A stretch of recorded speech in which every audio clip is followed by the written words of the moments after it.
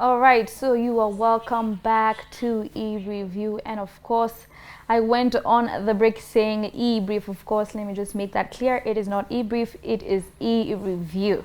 But coming up next, of course, we are talking to the one and only lawyer Ndegwa Power, and the topic of the day is Kenya's tax on digital trade and services, and we take a look at what's known and not known. Kenya will start levying new tax on digital markets under a new law signed by the president early in November. Now, the Finance Act seeks to broaden the Income Tax Act net to include income accruing, I beg your pardon, through a digital marketplace. Now, the law defines the digital marketplace as a platform that enables direct interactions between buyers and sellers of goods and services through electronic means. In addition, a similar change has been made to the VAT Act, making digital market services subject to value-added tax. Now, it's not clear yet who will be affected or how the tax will be imposed. Let's try and break down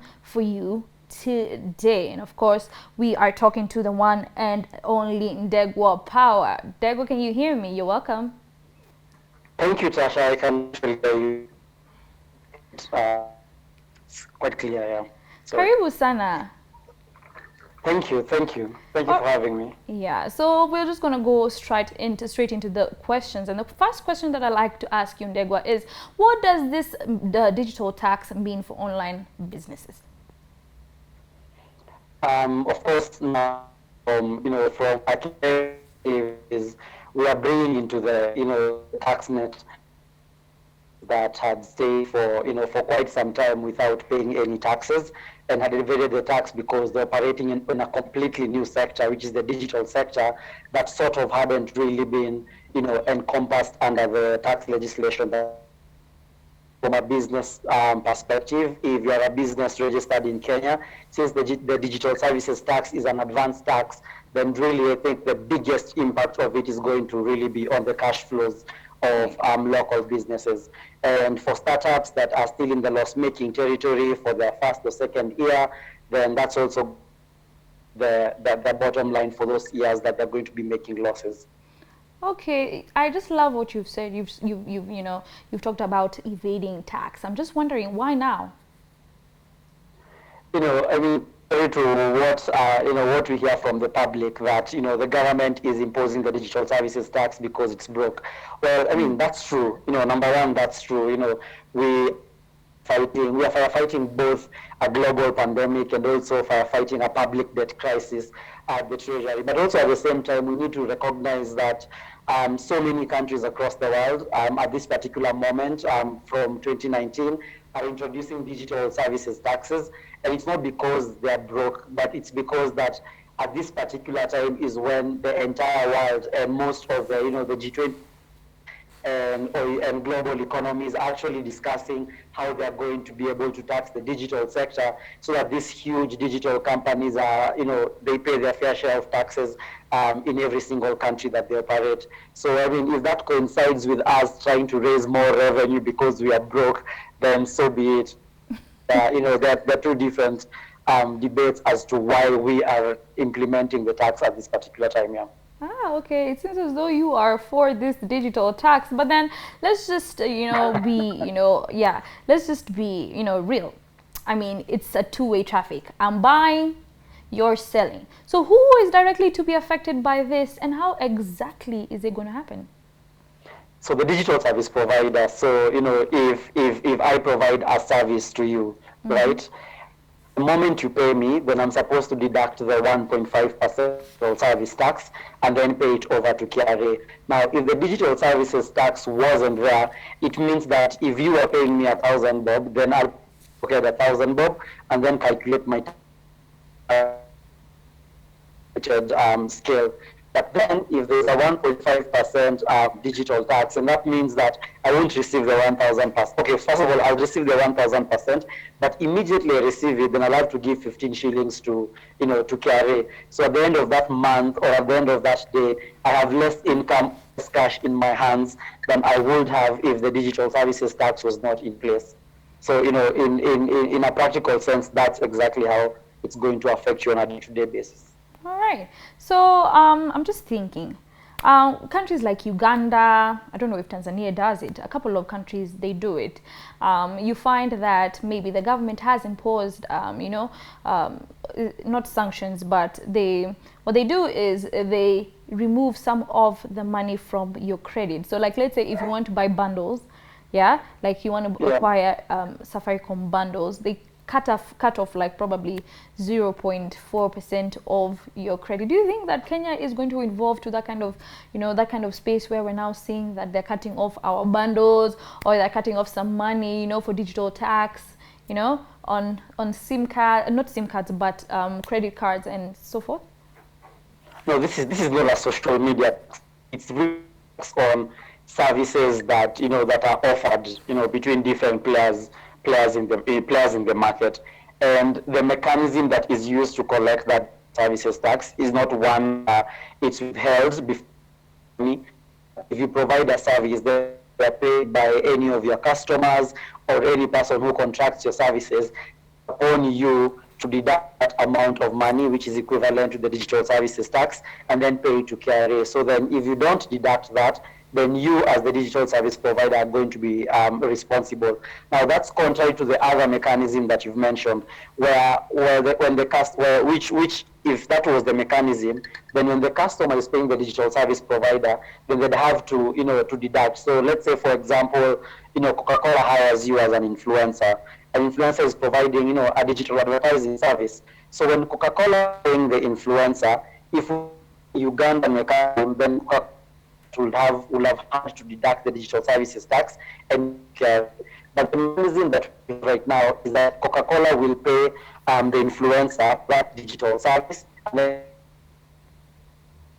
then they'll have to deduct the 1.5% and pay it to to the Kenya Revenue Authority. So that's the mechanism that we have right now. So it's it's on a self-assessment basis as as at now. So that might change depending on on how KRA sees the enforcement and implementation phase of the tax, and whether they'll be able to collect as much as they want to under the existing mechanism. Okay, so Ndagwamia, as I'm seeing it, it's as though that this revenue tax is going to hurt one side than the other, and this being the the digital content creators, right? I mean, let's just be factual. The money, if at all, like Coca-Cola asks somebody to do marketing for them, it means that money is already taxed on their end, so they do not have anything to lose. Not quite. You see, Coca-Cola, when they're calculating their tax at the end of the year, they're going to deduct that expense as a marketing expense. So that is not going to be taxed, so it has not been taxed in the hands of Coca-Cola, because Coca-Cola was already allowed to, as a marketing expense, and then whatever they had remaining is what was subjected to the corporate tax. So that money hasn't really been taxed, right? Now, I'm just going to say something that, I believe that digital service tax is not really a new tax. You see, if you are a content creator or influencer and you are earning money from your influencing business, you should have been paying individual income tax. But then because, sometimes the amounts maybe are not as much for KRA to chase, then you find that the digital services tax basically comes in as a mechanism to collect money from, players who are in that sector, who in the beginning should have been paying the tax. It's only really a bit novel for, the Netflix, Facebook, etc. Okay. But for local service providers, the truth is, as the law was, you should have been paying tax. So the digital service tax just comes to ensure that, KRA is not losing on all the, unpaid taxes that influencers, content creators, and other players in the digital sector haven't been paying to KRA.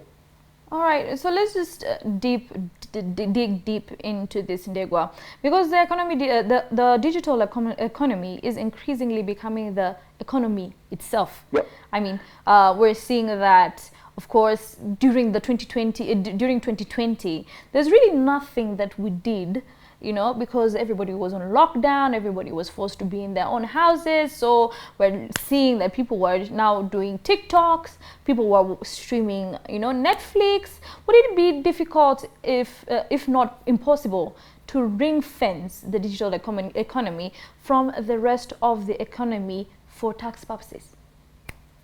That's correct, and the pandemic has really level of adoption of technology that maybe you would have seen in 4 years or 5 later. And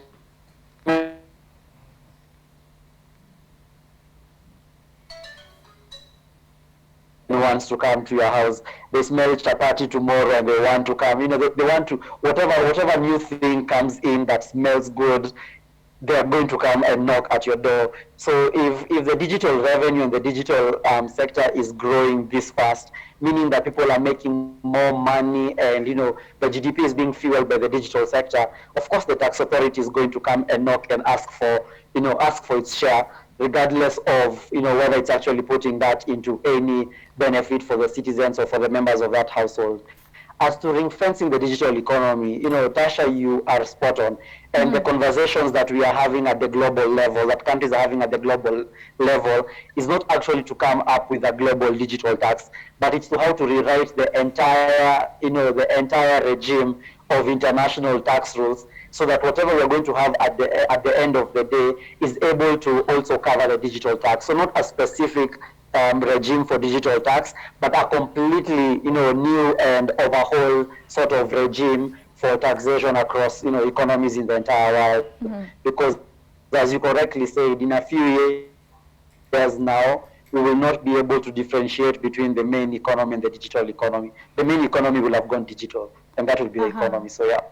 All right, so this, of course, as you are saying in a nutshell, is of course this is a big business for government and for everybody at large, but we do not have so much time left in our hands. But let me just ask you this. The digital economy is in a continuous state of evolution and possible future developments.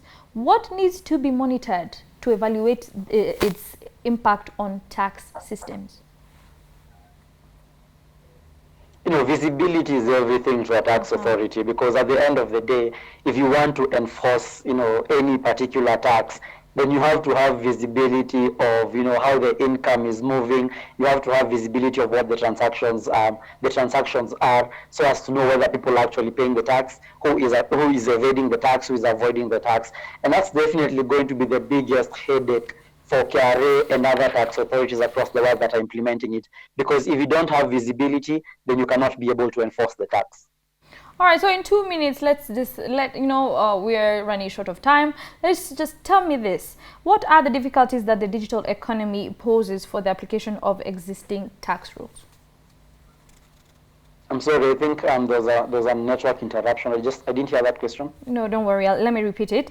What are the difficulties that the digital economy poses for the application of existing tax rules?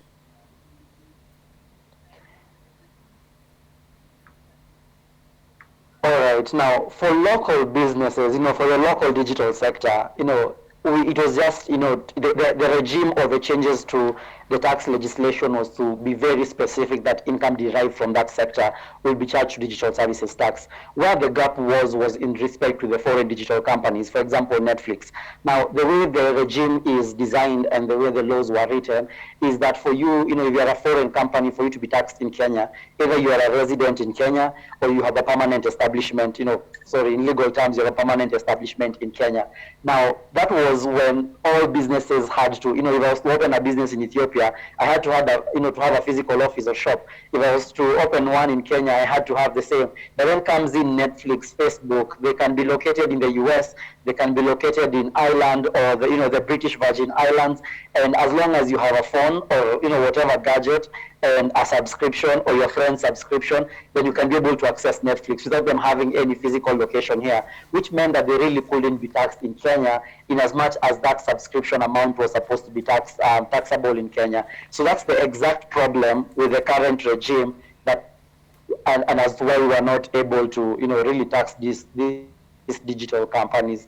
So at least with the digital services tax, the Netflix, Facebook, Twitter, their income is going to be taxable in Kenya. And well, I hope for the reputation, because there's really no much enforcement tool, but I guess because of their global reputation, they will try as much as possible to comply in Kenya. That's great, Ndegwa. So on a scale of 1 to 10, 1 to 4 being bad, 1 to 5 being bad, okay, 5 can be average, 5 to 10 being good, how will online businesses be affected in the long run? Well, in a pandemic, yeah, cash flow is everything. So, it's a 5 to 10. But, once the economy comes back and, cash flows are not really a problem and it's all about the bottom line, then we are going to move from, to 5 to 1 to 5. But as of now, I'd say 5 to 10 from the perspective of cash flows, yeah. All right, thank you so much, Ndegwa, for staying with us. That, of course, was insightful news. We're about to go on a break. Of course, that was Ndegwa talking about Kenya's tax on digital trade and services. We are coming back right back.